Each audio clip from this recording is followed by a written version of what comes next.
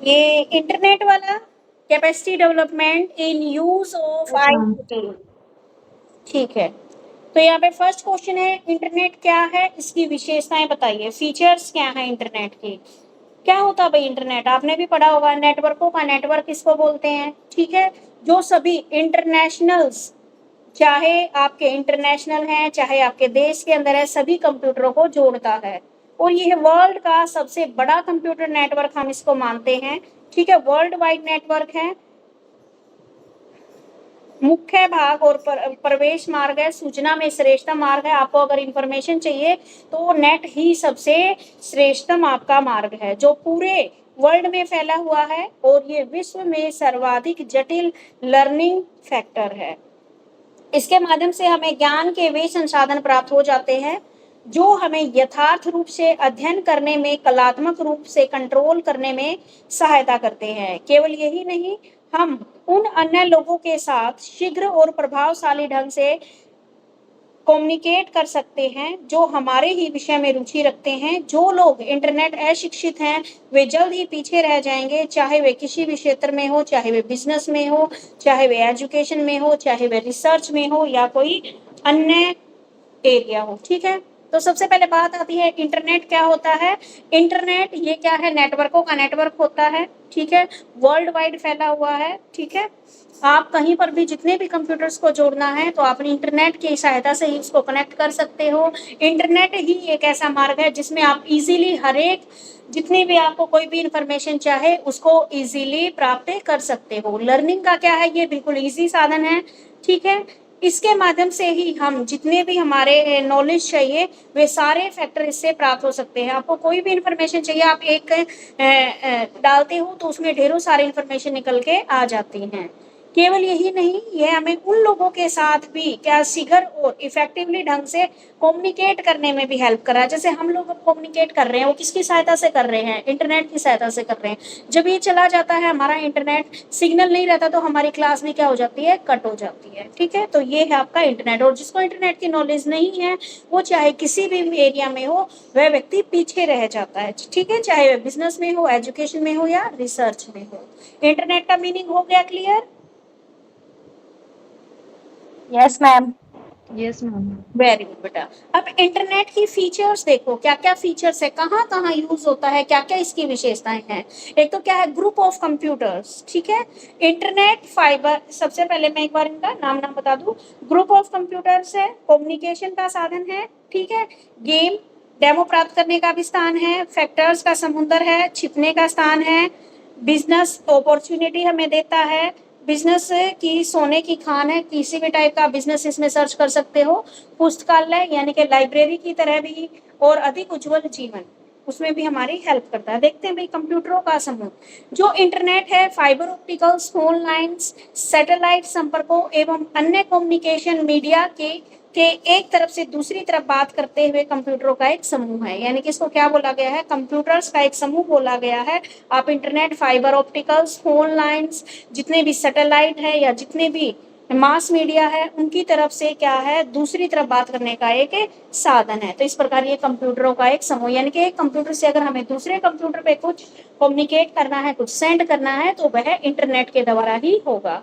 बातचीत करने का स्थान है, इंटरनेट एक ऐसा स्थान है जहां आप विश्व के चारों तरफ, चाहे आपका कोई परिवार है, चाहे कोई आपका फ्रेंड है, आप चाहे विश्व के किसी भी कोने में हो, आप इंटरनेट की सहायता से इसे कम्युनिकेट कर सकते हो।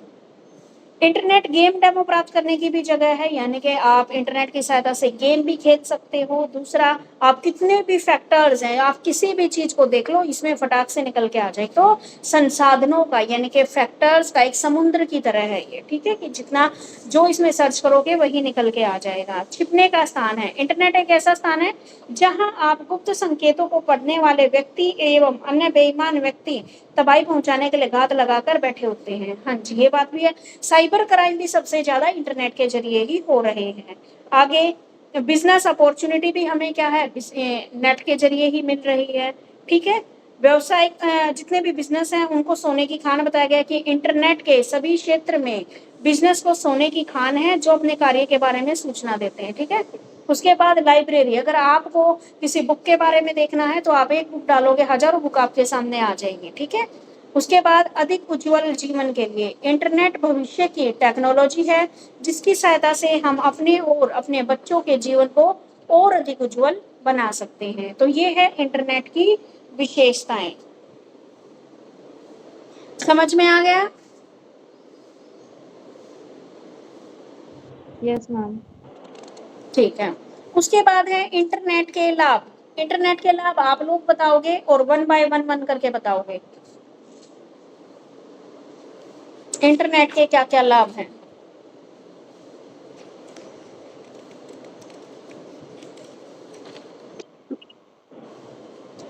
जरूरी नहीं कि अपने आप से बताओ, देख के भी बता सकते हो।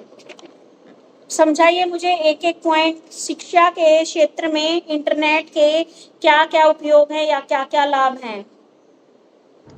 मैम क्या नाम है, एजुकेशन में इंटरनेट का ये है कि हम कहीं भी बैठ के क्लास ले सकते हैं। अगर इंटरनेट है तो हमें ज़रूरी नहीं है कि क्लास मतलब ऑफलाइन क्लास लेनी पड़े, हम ऑनलाइन क्लास भी ले सकते हैं बैठकर।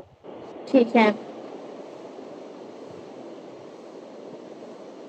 यानी कि ये आ गया आपका अंतरक्रियाशीलता, इंटरकनेक्टिविटी वाला, कि ऑनलाइन लर्निंग प्रोग्राम के जरिए हम अपनी एजुकेशन को कहीं पर भी बैठ के प्राप्त कर सकते हैं। मतलब वास्तविक कक्षा कक्ष के विचारों के आदान प्रदान करने में सहायता मिलती है। ठीक है, अगला पॉइंट बताइए।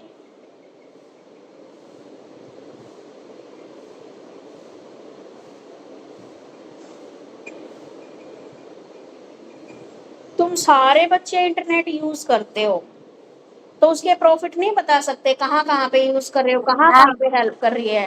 हाँ जी। मैम जैसे कि हम कभी टीचर्स हमारे पास उपलब्ध नहीं होती है तो हम उस पे भी जाके हम इंटरनेट की सहायता से हम पढ़ सकते हैं। हमें जो भी प्रॉब्लम्स होती है हम क्लियर कर सकते हैं वहाँ पे। ठीक है, और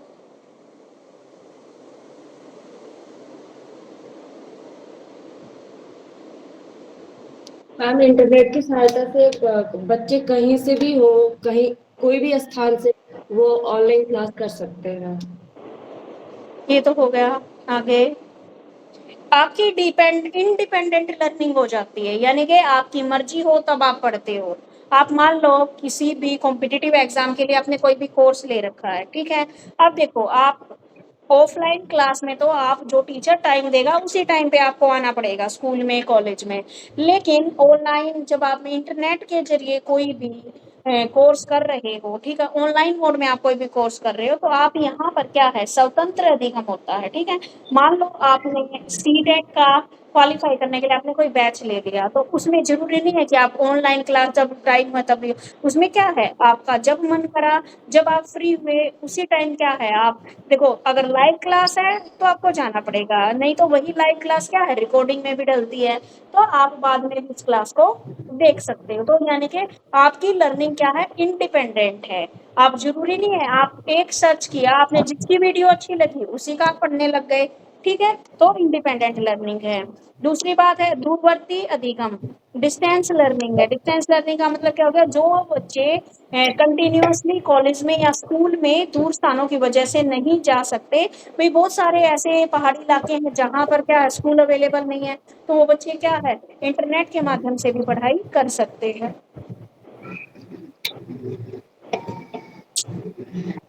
आगे है वेब आधारित teaching and learning. Web based teaching learning के लिए एक इफेक्टिव मेथड है। इसमें साइट के साथ नई टेक्नोलॉजी को एकीकृत करके छात्रों की बढ़ी हुई मोटिवेशन के लिए एजुकेशन और अपॉर्चुनिटी की बढ़ती हुई मांग को ध्यान में रखते हुए गंभीरता से पुनः विचार किए जाने की आवश्यकता है। वेब आधारित, ठीक है, वेब आधारित टीचिंग और लर्निंग प्रोसेस को शुरू किया जाए, ये बच्चों की दिन प्रतिदिन मांग बढ़ती जा रही है। योग्यता को डालना, इंटरनेट की एजुकेशन प्रोसेस की हाई क्वालिटी का अर्थ है कि सीखने की योग्यता को विशिष्ट रूप से ढालना। यहाँ पर क्या आपको एक से एक बढ़ के हाई क्वालिटी की वीडियो मिल जाएंगी, जिसमें आपको अच्छा लगे आप उसमें डल सकते हो। उसके बाद है वेब टीचर।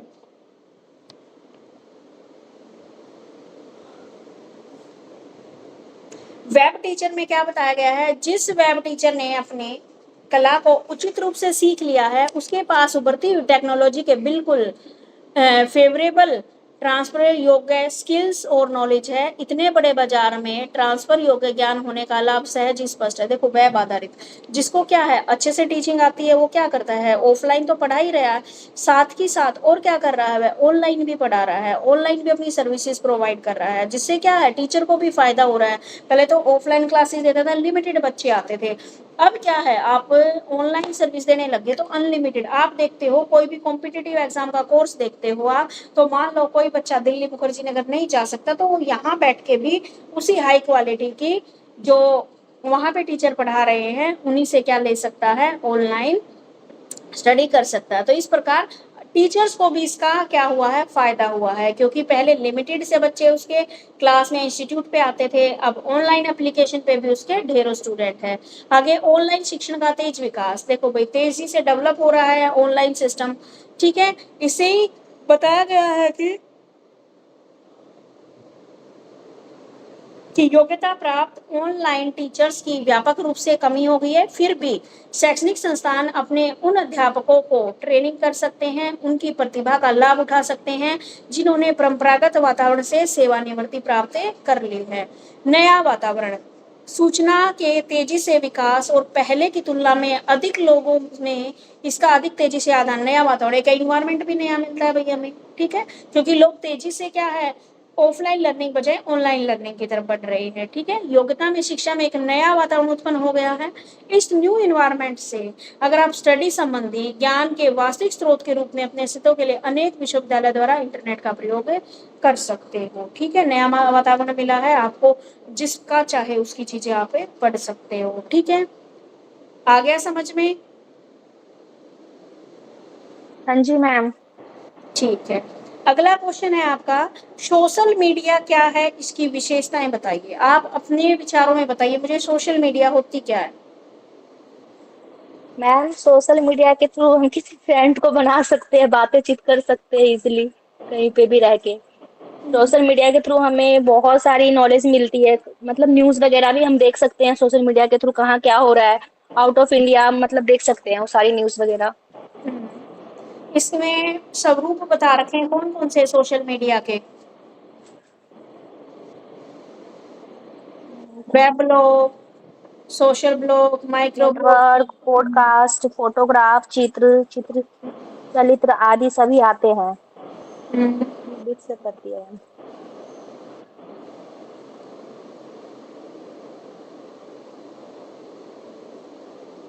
देखिए भाई, सोशल मीडिया क्या है, हमारे म्यूचुअल रिलेशन के लिए एक ऐसा मीडियम है जिसमें हम क्या है, ग्रुप अदर अपने अलावा अदर ग्रुप्स के साथ भी हम रिलेट हो सकते हैं, ठीक है।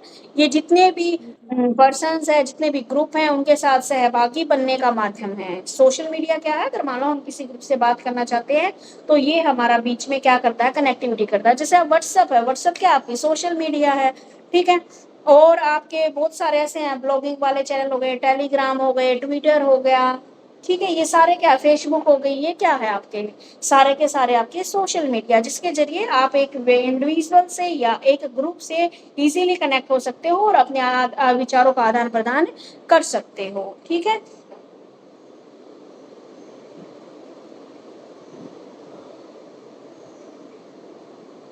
अब सोशल मीडिया के अलावा यूजर्स मटेरियल के रिवाइज के लिए उच्च पारस्परिक मंच बनाने के लिए मोबाइल और वेब आधारित प्रौद्योगिकियों के प्रयोग के रूप में भी देखा जा सकता है। इसके स्वरूप बता दिए हैं इसने, पॉडकास्टिंग हो गया, चलचित्र हो गया, चित्र हो गया, ब्लॉगिंग हो गया, micro blogging, Vicky, special network, ये सारी चीजें इसने देती है। एग्जाम्पल में दिया है इसने, उदाहरण के लिए विकीपीडिया, उदाहरण के लिए ट्विटर, डेली मोशंस, फेसबुक, ठीक है। ये सारी चीजें इसने इसके एग्जाम्पल में दे दी। अब देखो भाई सोशल मीडिया की क्या क्या विशेषता है। ये अन्य पारंपरिक और सामाजिक तरीकों में कई प्रकार से एकदम अलग है, ठीक है। यानी कि अगर देखा जाए तो अगर हम ट्रेडिशनल वे में देखा जाए तो ये जो हमारी सोशल मीडिया ये थोड़ा अलग है उससे, ठीक है। इसमें पहुंच, आवृत्ति, ताजगी और स्थायित्व आदि शामिल है, ठीक है। इसमें क्या है, बिल्कुल एक नयापन, एक स्टेबिलिटी, ये फैक्टर्स इसमें शामिल होते हैं। इंटरनेट के प्रयोग से कई प्रकार के इफेक्ट होते हैं। इंटरनेट यूजर्स अन्य साइट की अपेक्षा सोशल मीडिया साइट्स पर ज़्यादा समय व्यतीत करते हैं। ठीक है, आजकल का टाइम ऐसा आ गया है कि अन्य लोगों के साथ बातचीत करने के बजाय सोशल मीडिया पर टाइम ज़्यादा स्पेंड करते हैं अपना। तो दुनिया में दो तरह के सिविलाइजेशंस का दौर शुरू हो चुका है, एक वर्चुअल और दूसरे हैं फिजिकल सिविलाइजेशन। आने वाले समय में जल्द ही दुनिया की आबादी 2 से 3 गुना अधिक आबादी इस अंतरजाल में फंस जाएगी और ये एक ऐसी टेक्नोलॉजी के रूप में हमारे सामने आया। देखो अभी तो फिर भी बहुत सारे बंदे ऐसे बचे हुए हैं, जैसे लगा लो आप लाइक आप लगा लो जैसे हमारे फादर हैं, ठीक है, फोन यूज करते हैं लेकिन इतना यूज नहीं करते वो लोग। जैसे दादा दादी है मेरे, उनको तो पता ही नहीं।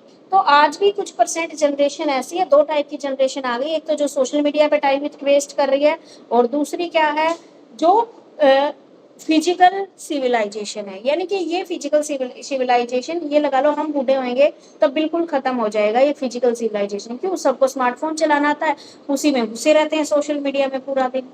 ठीक है, तो एक टेक्नोलॉजी के रूप में हमारे सामने आया जो उपयोग के लिए सबको उपलब्ध है, सर्वहित के लिए है। सोशल नेटवर्किंग साइट कम्युनिकेशन और इंफॉर्मेशन को पहुंचाने का एक जरिया है जिसके माध्यम से लोग अपनी बात बिना किसी रोक टोक के रख सकते हैं। यही है कि सोशल मीडिया का स्वरूप विकसित हुआ है, डेवलप हुआ है सोशल मीडिया पहले के बजाय अब बहुत ज़्यादा डेवलपमेंट हो रही है सोशल मीडिया के अंदर। अब क्या है, इसका उपयोग कहाँ कहाँ पर है? जब सामान्य तक पहुंच होने के कारण सोशल मीडिया के लोगों तक विज्ञापन पहुंचाने का सबसे अच्छा जरिया समझा जाता है। यानी कि सोशल मीडिया के लोगों तक अगर हम अपने प्रोडक्ट का कोई भी ऐड पहुंचाएंगे तो वो जल्दी फैलेगा, तो उसका एक अच्छा जरिया माना जाता है। हाल ही के कुछ सालों में इंडस्ट्री में ऐसी क्रांति देखी जा रही थी। फेसबुक सोशल मीडिया प्लेटफॉर्म पर उपयोगकर्ताओं का वर्गीकरण विभिन्न मानकों के अनुसार किया जाता है। उनकी एज, रुचि, लिंग, गतिविधि आदि को ध्यान में रखते हुए उसके अनुरूप विज्ञापन दिखाए जाते हैं और इन विज्ञापनों के सकारात्मक सोशल मीडिया से आप कई प्रकार से अपने व्यापार का विज्ञापन देकर उसे आगे ले जा सकते हैं। यानी कि देखो तो भाई उपयोग कहाँ कहाँ पर है। सोशल मीडिया के जरिए हम अपने प्रोडक्ट की क्या कर सकते हैं, पब्लिसिटी कर सकते हैं। ठीक है, किसी को नहीं पता होता तो उसको भी पता चल जाता है। और किस में हेल्प करता है भाई? बिजनेस में। ये बिजनेस की और अदर एक्टिविटीज में भी क्या करता है, सोशल मीडिया हेल्प करता है। यानी कि एडवर्टीजमेंट निकाल के हम लोगों को अवगत करा सकते हैं या फिर वैसे ही सिंपली विदाउट ऑफलाइन भी इसमें बता सकते हैं कि भाई आप ऐसे ऐसे करोगे तो क्या ये फायदा। तो व्यापारिक उपयोग भी इसके बताए गए हैं। उसके बाद इसको क्रिटिसाइज भी किया। भाई सोशल मीडिया का क्या क्रिटिसाइज हो सकता है? एक तो लोगों ने आपस में आपसी रिश्तों को खत्म करके सोशल मीडिया से रिश्ता जोड़ दिया है। अब व्यक्ति के साथ में अगर मान लो एक घर में 5 बंदे, तो 5 बंदे अलग अलग स्मार्टफोन पे अपना क्या कर रहे हैं, टाइम पास कर रहे हैं, एक दूसरे से कोई बातचीत नहीं कर रहा। तो इन्होंने फिजिकल जो रिलेशंस हैं उनको बिल्कुल ही खत्म करते जा रही हैं। ठीक है, दूसरा जैसे इसके कुछ फायदे हैं तो इसके नुकसान भी हैं। आलोचना का केंद्र बिंदु मानते हैं, उपभोक्ता को ऐसी सुविधा प्रदान नहीं करते जिससे कि वे केंद्र मानते। वही बढ़ती जा रही सोशल मीडिया साइट के कई सारे नुकसान भी हैं। ये साइट ऑनलाइन शोषण का साधन भी है। हाँ जी, ऑनलाइन फ्रॉड भी बहुत ज़्यादा होने लगे हैं। दूसरा लोगों की क्या है, आंखें भी कमज़ोर हो रही है क्योंकि पूरा दिन फ़ोन पे लैपटॉप पे लगे लगे हमारी आई साइट भी वीक हो रही है।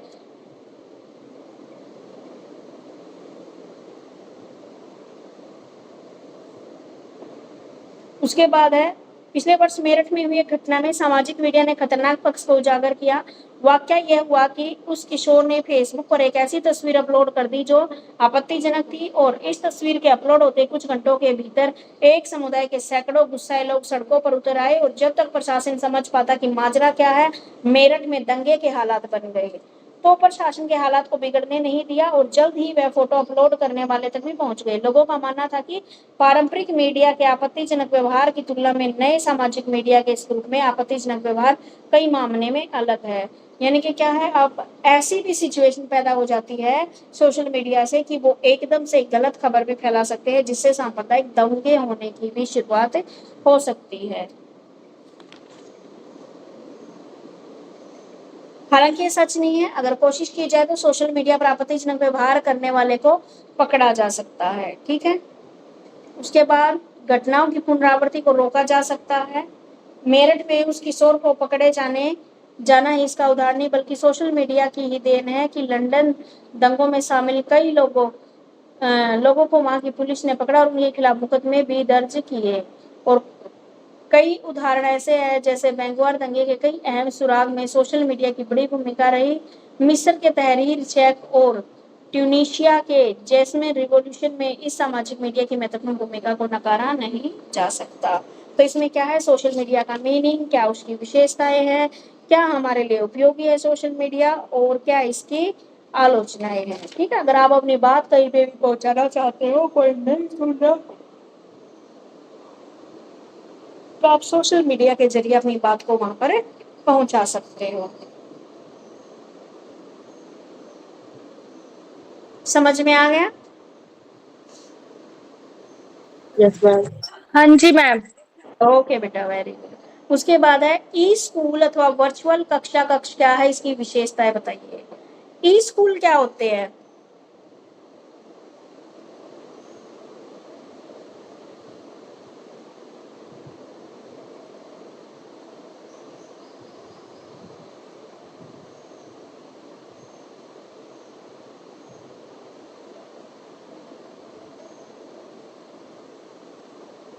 बताओ मुझे, ई स्कूल या वर्चुअल कक्षा कक्ष क्या है? पढ़ दो, एक बच्चा पढ़ दो, इसको फिर समझाती हूँ।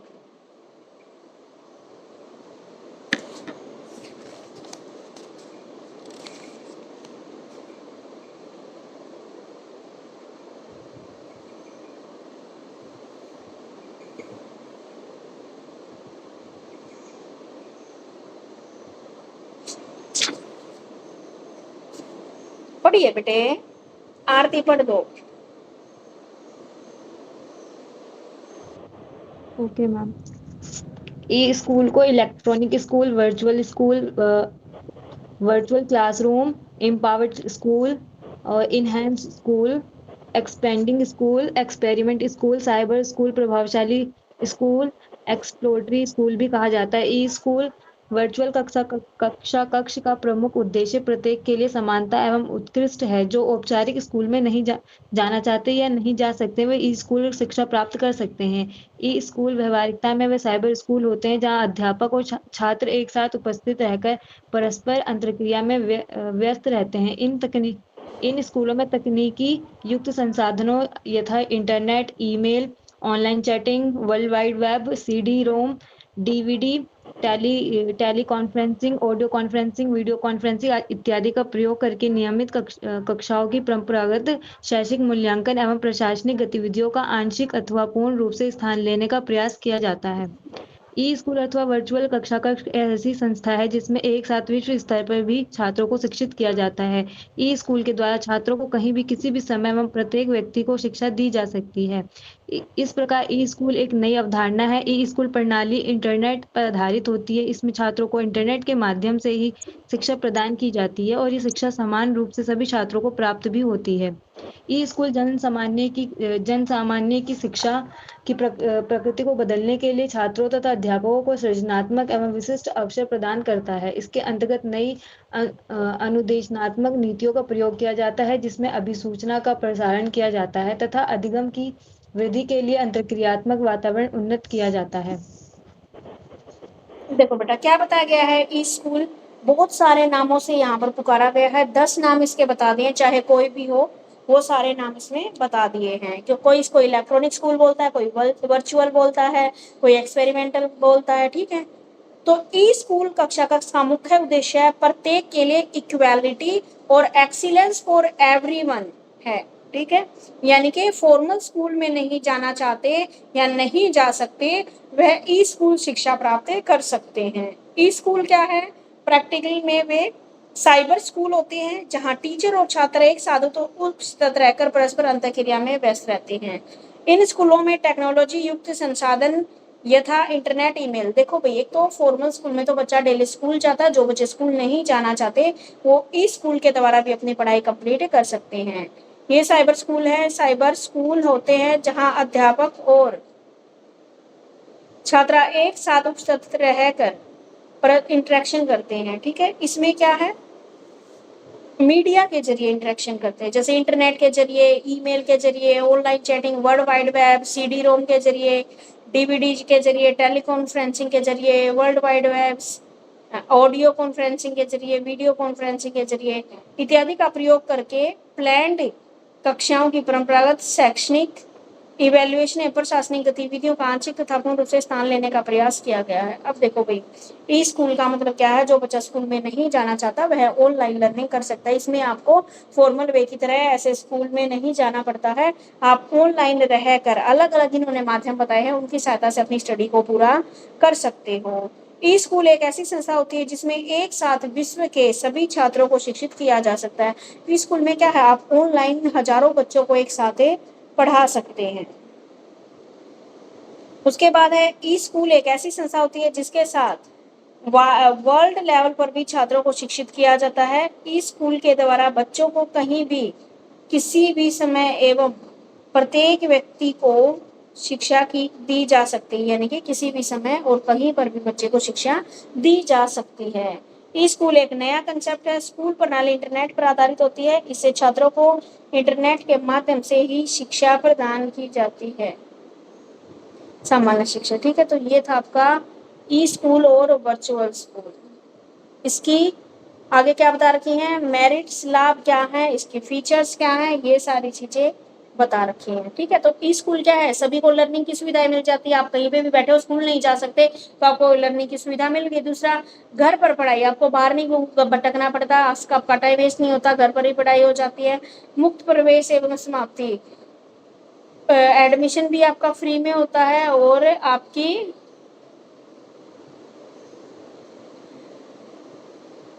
ठीक है। अब और क्या बताया है, घर पर पढ़ाई, घर पर बैठ के आप पढ़ाई कर सकते हो, आराम से आसानी से एडमिशन ले सकते हो और आसानी से समाप्ति भी कर सकते हो।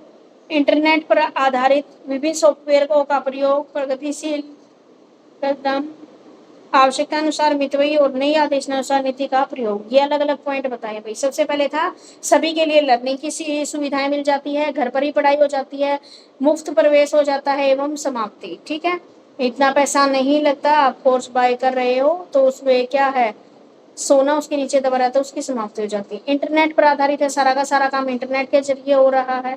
विभिन्न सॉफ्टवेयरों का प्रयोग, ई स्कूल में विभिन्न प्रकार के सॉफ्टवेयर का प्रयोग किया जाता है जो छात्र के अधिगम को अधिक स्थायी एवं प्रभावशाली बनाने के लिए उपयुक्त होता है। विभिन्न सॉफ्टवेयरों का प्रयोग किया जाता है भाई पढ़ाते हुए। प्रगतिवाद, ई स्कूल एक कदम है क्योंकि यह फिजिकल और मेंटली बाधाओं को दूर करता है। लचीलापन, इस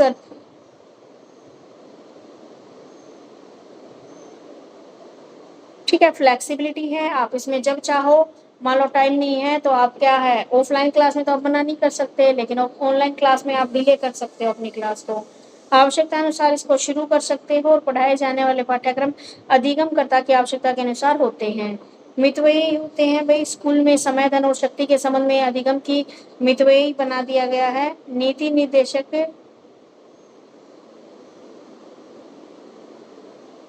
ठीक है, नई इंस्ट्रक्शनल पॉलिसीज का प्रयोग किया जाता है इंटरनेट के जरिए या स्कूल के जरिए। जो नई नई पॉलिसीज आ रही है, नई नई एक्टिविटीज बच्चों से करवाई जाती है। तो ये है आपका ई स्कूल क्या होता है और इसकी विशेषताएं क्या हैं। ठीक है, उसके बाद समझ में आ गया।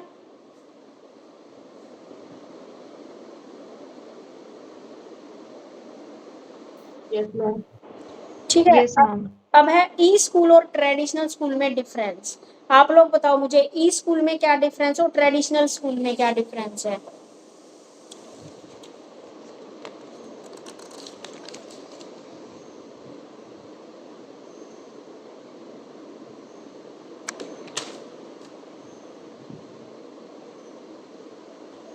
बताओ भाई, अभी पढ़ा है ई स्कूल तो क्या होता है जो मैम, हाँ जी, ई स्कूल में तो हम कहीं पे भी बैठ के क्लास ले सकते हैं और ट्रेडिशनल स्कूल में हमें वहां जाके क्लास लेनी होगी। ई स्कूल में मैम हमें क्या नाम है, टाइम होता है कि हम कभी भी ले सकते हैं, और जो ट्रेडिशनल स्कूल का उसका टाइम टेबल बना होता है कि इस टाइम पे हमें क्लास लेनी है। और बताओ। आप क्या है एक्सपीरियंस टीचर का भी इसमें क्या ले सकते हो। अब मान लो कोई बहुत अच्छा टीचर है और आप वहां पर नहीं जा सकते, तो इस स्कूल के माध्यम से उसकी सर्विसेज भी आप ले सकते हो।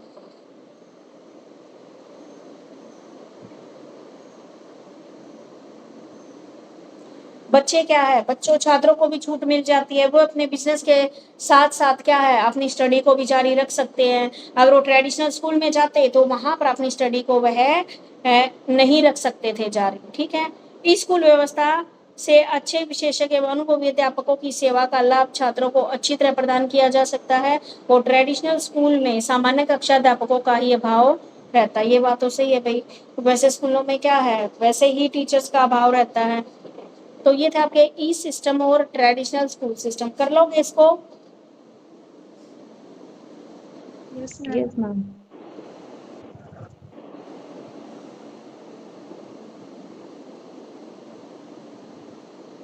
ई लर्निंग, ई लर्निंग क्या है? ई का मतलब इलेक्ट्रॉनिक, लर्निंग मतलब लर्निंग। ई लर्निंग शब्द का अर्थ है इलेक्ट्रॉनिक लर्निंग। ये जो शब्द है इसका प्रयोग टीचर और छात्र में इंटर रिलेशन करने के लिए ऑनलाइन टेक्नोलॉजी में प्रयोग किया जाता है। ई लर्निंग बच्चों के बीच में इंटर कनेक्टिविटी बनाने के लिए ई लर्निंग का प्रयोग किया जाता है। जैसे अब हम आपस में पढ़ रहे हैं, मैं पढ़ा रही हूँ, आप सुन रहे हो, तो ये ई लर्निंग है। ये इलेक्ट्रॉनिक लर्निंग जो ई लर्निंग के रूप में प्रचलित है, technology intense technology enhanced learning के सभी प्रकार शामिल हैं।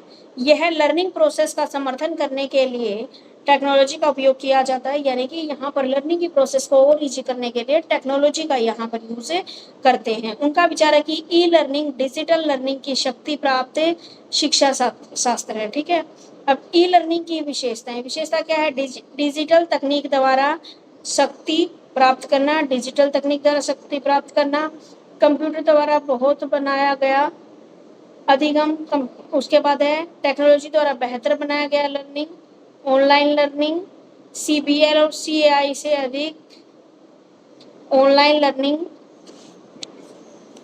से अधिक। ठीक है भाई, क्या क्या पॉइंट बताए हैं इसके में? डिजिटल टेक्नोलॉजी द्वारा पावर मिलती है हमें यहाँ पर। दूसरा, कंप्यूटर द्वारा बेहतर बनाया गया अधिगम लर्निंग में। अब हम देखो ई लर्निंग कर रहे हैं तो कंप्यूटर तो कॉस्टली सी है, बात सीखना पड़ेगा हमें। ठीक है, तो कंप्यूटर द्वारा बेहतर बनाया गया लर्निंग, प्रौद्योगिकी द्वारा बेहतर बनाया गया अधिगम, प्रौद्योगिकी द्वारा बेहतर बनाए गए। इसमें है आपके टेक्नोलॉजी इनहांस लर्निंग, टेल में सभी प्रकार शामिल हैं।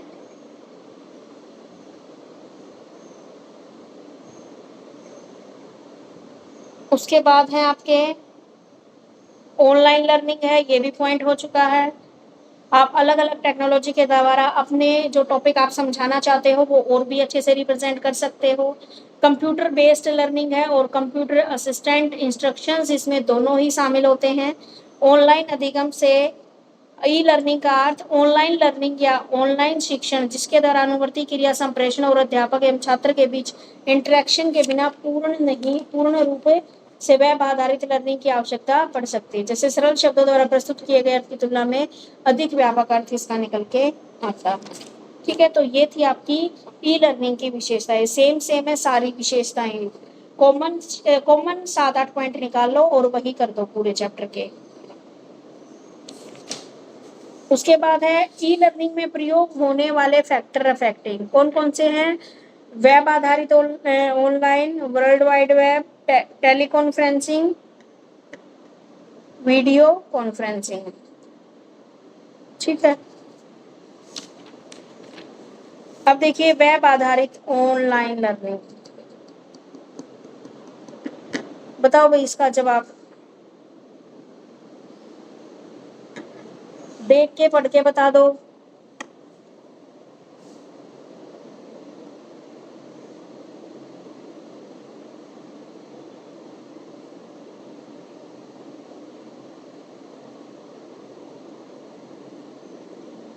बता दो भाई, बोलते मेरे को एक बात बताओ, तुम एक ही टीचर से बोर नहीं हो रखे पढ़ते पढ़ते?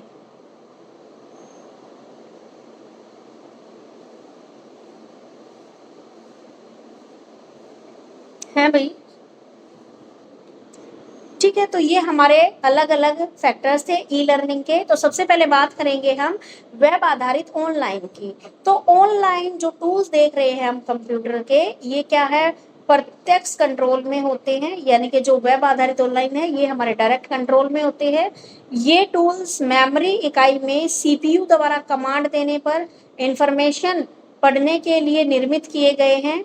इन कंप्यूटर्स का भाग, इसे कंप्यूटर का भाग ही माना जाता है। इंटरनेट नेटवर्कों का एक सामाजिक कंप्यूटर नेटवर्क है जो सरकारी स्कूलों, कॉलेजों, विश्वविद्यालयों, पुस्तकालयों, निगमों, अन्य संस्थाएं एवं व्यक्तियों के परस्पर सूचना से विस्तृत साधनों से जोड़ता है। ये समूचे संचार के कंप्यूटर नेटवर्कों का समूह है जो आपस में जुड़े हुए हैं। हम अपने घर में बैठे हुए एक लघु व्यक्तिगत कंप्यूटर या टेलीफोन द्वारा संसार के किसी भी स्थान की जानकारी प्राप्त कर सकते हैं। तो इंटरनेट ज्ञान का सागर है एवं विशाल विश्वकोश है। इसके द्वारा समाचार, खेलों, संगीत, मनोरंजन, शिक्षा, व्यापार एवं किसी भी प्रकार की जानकारी प्राप्त कर सकते हैं। अब देखो भाई, ये तो हमने पढ़ा था, अब इसको एक्सप्लेन करते हैं।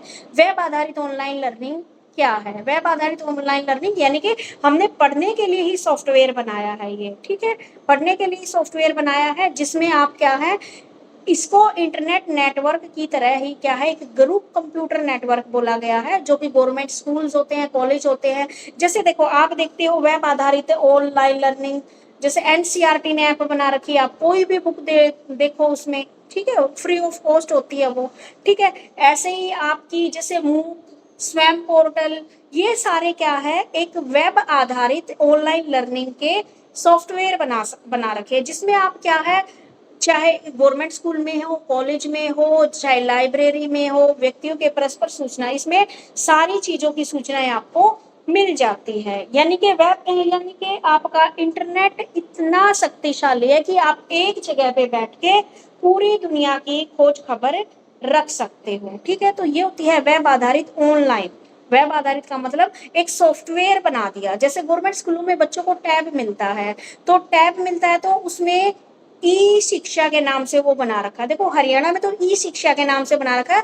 10th क्लास वाले बच्चों को टैब मिलता है, एक सॉफ्टवेयर डेवलप कर रखा है जिसमें बच्चे क्या है, इंटरनेट के जरिए अपना टेस्ट भी देते हैं। अगर मान लो उसको स्कूल में पढ़ाया और समझ में नहीं आता तो क्या करते हैं बच्चे, ऑनलाइन वीडियो देख के समझ सकते हैं उसको, ठीक है। इंटरनेट ज्ञान का सागर है, विशाल कोश है, इसमें आप कहीं से भी कुछ भी जानकारी हासिल कर सकते हो। तो ये थी आपकी वेब आधारित ऑनलाइन लर्निंग। समझ में आया फर्स्ट पॉइंट?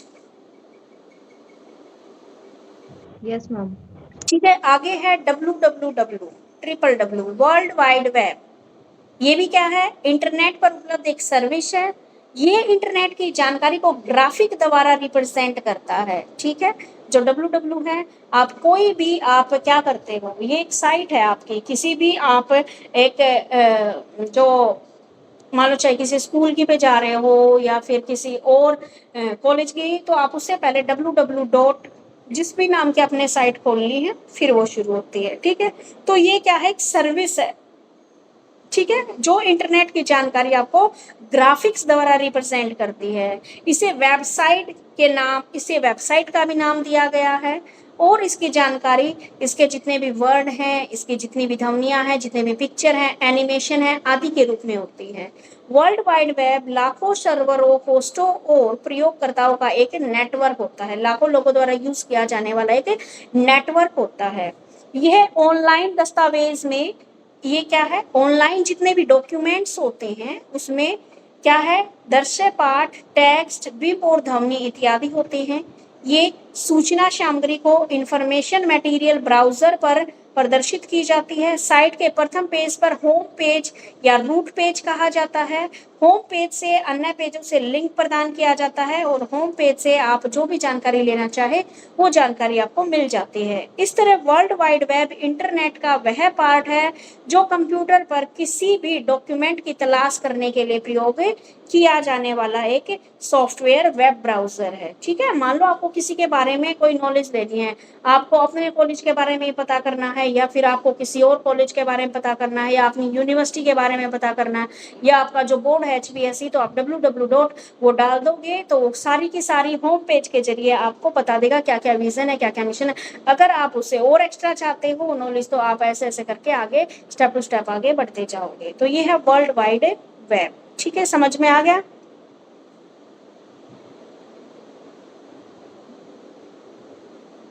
Yes ma'am. आगे आता है आपका point tele conferencing. Tele conferencing क्या होता है बेटे? ये भी क्या है, एक इलेक्ट्रॉनिक फैक्टर है जो किसी भी सब्जेक्ट के ऊपर चर्चा करने के लिए दो या दो से अधिक व्यक्ति अलग अलग स्थानों पर बैठकर क्या कर सकते हैं, एक दूसरे से इलेक्ट्रॉनिक माध्यम का उपयोग करके टेली कॉन्फ्रेंसिंग की जानकारी ले सकते हैं। चाहे लोग हजारों मील दूर क्यों न बैठे हों, तो वो क्या कर सकते हैं, टेली कॉन्फ्रेंसिंग के जरिए अपनी बातचीत या जिस सब्जेक्ट पे वे बात करना चाहते थे उसको कंप्लीट कर सकते हैं। जैसे आप ऑनलाइन जो मीटिंग ले रहे हो वो क्या आपकी टेली कॉन्फ्रेंसिंग है। ऑडियो टेली कॉन्फ्रेंसिंग जिसमें क्या करते हैं, आप सिर्फ ऑडियो के जरिए बात करते हो। वीडियो जिसमें आप वो देख भी रहे हो उनको। ठीक है, उसके बाद आती है कंप्यूटर टेली कॉन्फ्रेंसिंग।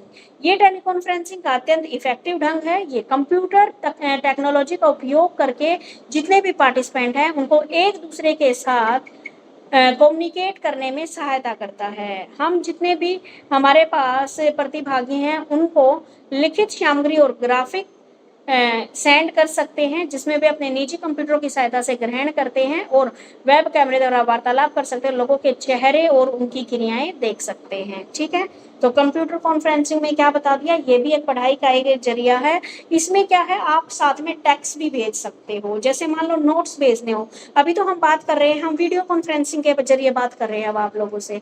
ठीक है, तो कंप्यूटर के टेली कॉन्फ्रेंसिंग में क्या आ गया, आप ये तो बात कर रही हो, साथ में आपको PDF भी वहां पे आप उसको प्रोवाइड करवा सकते हो। ठीक है, और आपस में वार्तालाप कर सकते हो। वेब कैमरे द्वारा वार्तालाप कर सकते हैं और लोगों के चेहरे और उनकी क्या क्या क्रियाएं हैं उनको भी देख सकते हैं। वेब कॉन्फ्रेंसिंग भी हमसे हजारों मील दूर बैठे इच्छुक प्रतिभागी के साथ हमें चित्र, रेखा चित्र, स्लाइड और सॉफ्टवेयर को आकार देने में समर्थ बनाती है। ठीक है, चाहे मीलों दूर लोग बैठे हो तभी वेब में कॉन्फ्रेंसिंग काम आती है। उसके बाद आपका वीडियो टेक्स्ट का भी प्रयोग किया जाता है। वीडियो टेक्स्ट द्वारा टेलीविजन को कंप्यूटर की तरह प्रयोग किया जाता है। इसमें टेलीविजन को टेलीफोन के द्वारा कंप्यूटर के साथ जोड़ा जाता है और वीडियो टेक्स्ट के प्रदर्शन के लिए डिकोडर का प्रयोग किया जाता है। डिकोडर द्वारा दी गई रिकॉर्डिंग को प्रदर्शित किया जाता है और इस साधन को शैक्षणिक कार्यों में अधिक प्रयोग किया जाता है। और यह क्या है, जो दूर क्षेत्र है उसमें शिक्षा प्राप्त करने वालों को सूचना प्रदान करने के लिए बहुत लाभदायक होता है। तो इसे कंप्यूटर के साथ जोड़ देने से कंप्यूटर सहायक अनुदेशन प्राप्त होते हैं। कंप्यूटर टेलीविजन, देखो वीडियो टेक्स्ट में क्या है, जो टेलीविजन है उसी को कंप्यूटर की तरह बना दिया गया है। जो स्मार्ट टीवी है उसको कंप्यूटर की तरह बना दिया गया है और जोड़ दिया गया है। और जितने भी वीडियो टेक्स्ट हैं, जितनी भी रिकॉर्डिंग है, उनको वहां पर रिप्रेजेंट कर दिया जाता है। इसमें कंप्यूटर टेलीविजन प्रदर्शन unit, decode, telecommunication link, database सहित कंप्यूटर, सेंट्रल कंप्यूटर इसमें शामिल होते हैं। तो ये वीडियो टेक्स्ट होता है। उसके बाद है वीडियो डिस्क। इस प्रोसेस में वीडियो डिस्क प्लेयर होता है जो टेलीविजन के साथ जोड़ा जाता है। इसे वीडियो डिस्क प्लेयर में डालकर चलाया जाता है। देखो भाई, अभी तो वीडियो डिस्क इतनी नहीं आती, वीडियो डिस्क होती थी इतनी मोटी मोटी कैसेट। ठीक है, आप देखे होंगे हमारी मम्मी हर के टाइम पे जब शादी होती थी, अब तो चलो पेन ड्राइव में सारी फिल्म रिकॉर्ड हो जाती है, लेकिन जैसे देखो मेरी मम्मी की तो शादी की कोई वीडियो है ही नहीं क्योंकि, लेकिन बाद में जो मेरे चाचा और की शादी हुई तो उनकी वीडियो तो इतनी मोटी मोटी कैसेट है। और वो उनके लिए क्या है कि वीडियो डिस्क एक वो चलाया जाता है, वीडियो प्लेयर के अंदर वो डाली जाती है, फिर वो चलती है। ठीक है, लेकिन अब ये टेक्नोलॉजी थोड़ी पुरानी हो गई है, तो इसमें डालते ही जितने भी स्लाइड हैं, जितने भी पिक्चर्स हैं, वे शो होने लग जाती है। अगर आपको रोकना चाहते हो तो आप उसको रोक सकते हो, धीमा करना चाहते हो, तेज करना चाहते हो, कर सकते हो। ठीक है, इसमें क्या है, बैठे छात्रों को अंतर क्रिया व्यक्तिगत अनुदेशन के अवसर प्राप्त होते हैं। व रिवाइज और फीडबैक की भी व्यवस्था इसमें की जाती है। उसके बाद आती है सीडी क्या है, पतली पतली सीढ़ियां जो आती है। ये तो क्या है, सीडी तो बच्चे की जो आप देखते हो जो प्राइवेट ऑथर्स की बुक होती है उनकी बुक के पीछे भी लगा रखी होती है कि ये जो बुक है इसका सारा का सारा डिटेल हमने इस सीडी में डाल दिया है। ठीक है, उसके बाद है मल्टीमीडिया टूल्स, मल्टीमीडिया क्या है? इलेक्ट्रॉनिक उपकरण जैसे रेडियो, टेलीविजन, कंप्यूटर भी प्रयोग किए जाते हैं। एजुकेशन में रेडियो, टेलीविजन, कंप्यूटर और अन्य ऑडियो वीडियो जो फैक्टर्स हैं वो बहुत इंपॉर्टेंट है। और विशेष रूप से देखा जाए तो अगर हम जितने दूर के एरिया है जहाँ पर एजुकेशन के को प्राप्त करने के कोई भी साधन नहीं है, तो वहाँ पर जहाँ पर आप मान लो मीलों दूर नहीं जा सकते, तो आप इंटरनेट के जरिए वहाँ पर ई लर्निंग के माध्यम से अपना काम कर सकते हैं। तो हमें आशा है कि फ्यूचर में इन साधनों द्वारा ई लर्निंग में और भी चेंजेज आएंगे। तो ये थे ई लर्निंग के अलग अलग फैक्टर्स। कोई सा नहीं समझ में आया हो तो पूछ सकते हो।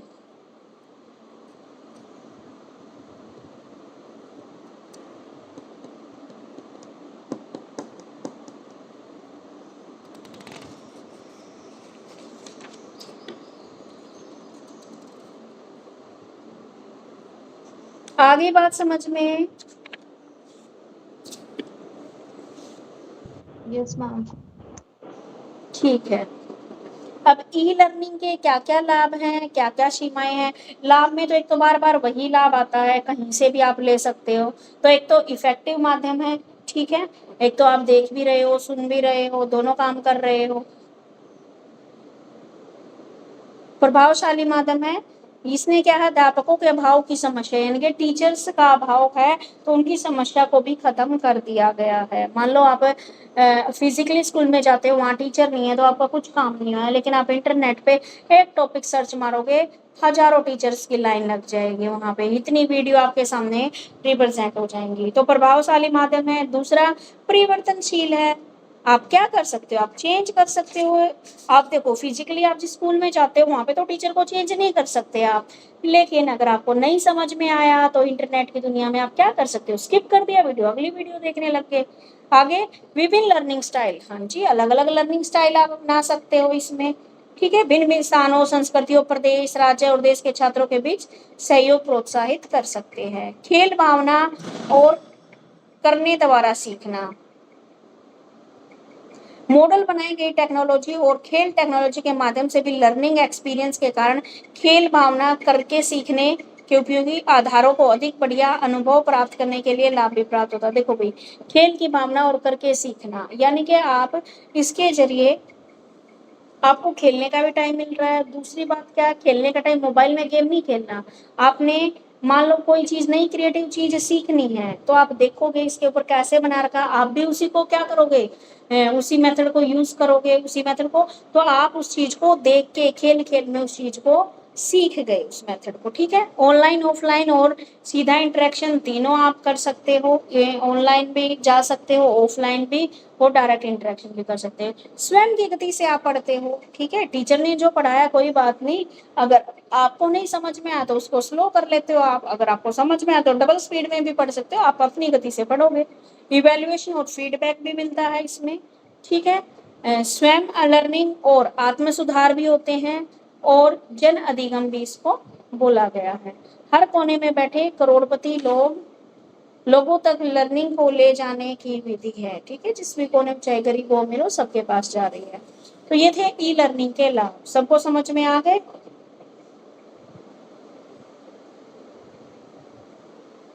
Yes ma'am. अब इसकी हानियां बताओ क्या क्या हो सकती है।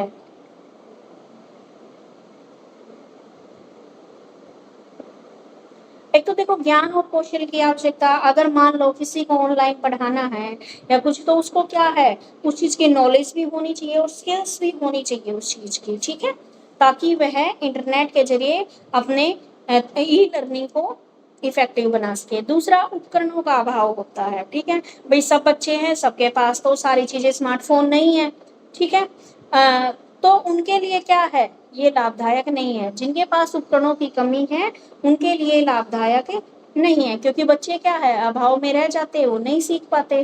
खर्चीली है, भाई खर्चीली तो पड़ेगी। देखो भाई, जो गरीब इंसान है उसके लिए तो खर्चीली है, जिसके पहले पास ऑलरेडी स्मार्टफोन है उसके लिए तो खर्चीली नहीं है। अब आप देखो, मैं एक एग्जांपल लेती हूँ, मैं जिस कॉलेज में हूँ यहाँ पर एक बंदा जो काम करता है तो उसके पास स्मार्टफोन नहीं है, लेकिन उसके बच्चे अगर मान लो उसके स्कूल में कोई भी कंपटीशन है, कुछ बनाना है, तो मेरे पास आते हैं, मेरे फोन में से देखते हैं। ठीक है।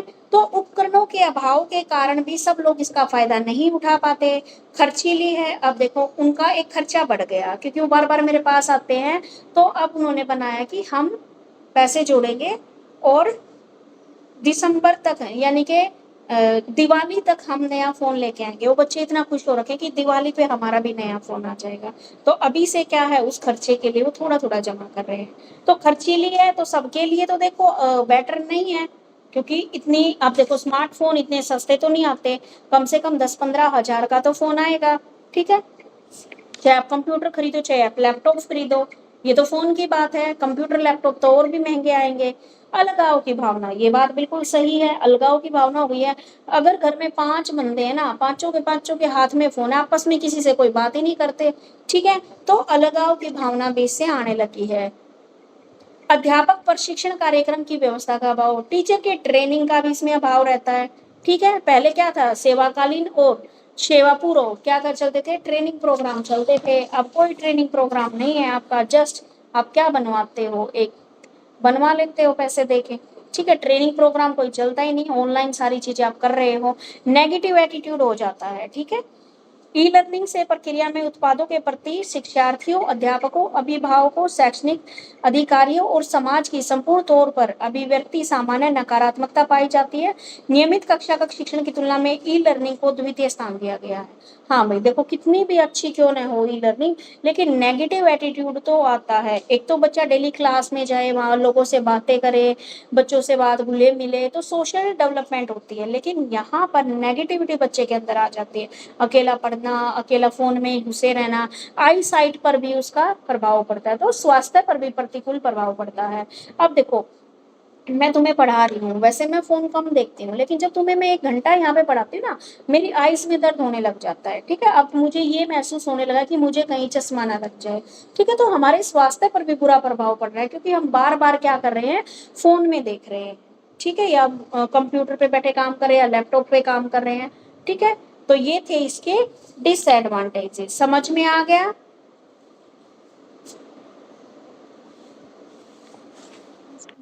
Yes ma'am. ओके, अब इसके देखो शॉर्ट क्वेश्चन आंसर कौन कौन से रह गए थे। कंप्यूटर की विशेषताएं, मैम लास्ट के 2 बच्चे हैं बस। लास्ट के 2 बचे हैं, ये भी सारे हो ही गए होंगे अब।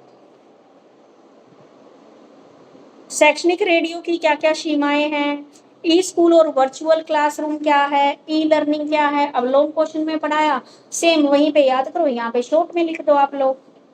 ठीक है, आ गई समझ में? Yes ma'am. ठीक है, अब आपके 4 यूनिट कंप्लीट हो गई हैं, और उसके बाद आपकी एक्शन रिसर्च 5th लास्ट वाली यूनिट कल करवाऊंगी। फिर ये लगा लो इस हफ्ते में शायद ये बुक कंप्लीट हो जाएगी, इसी वीक में। हाँ हो ही जाएगी। आज कितनी तारीख है, 14 है ना? Yes ma'am. 14, 15, 16, यानी कि 15, 16, 17 को मैं क्लास नहीं लूंगी।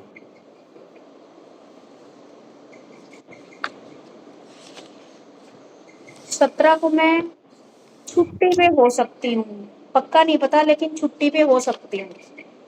वैसे 2 ही दिन का चैप्टर है ना, छोटा ही है ना चैप्टर 5th वाला। पेज नंबर 85, 86, 87, 5 पेज हैं टोटल। यानी कि इस हफ्ते में ये आपकी कंप्लीट हो जाएगी। अभी रिकॉर्डिंग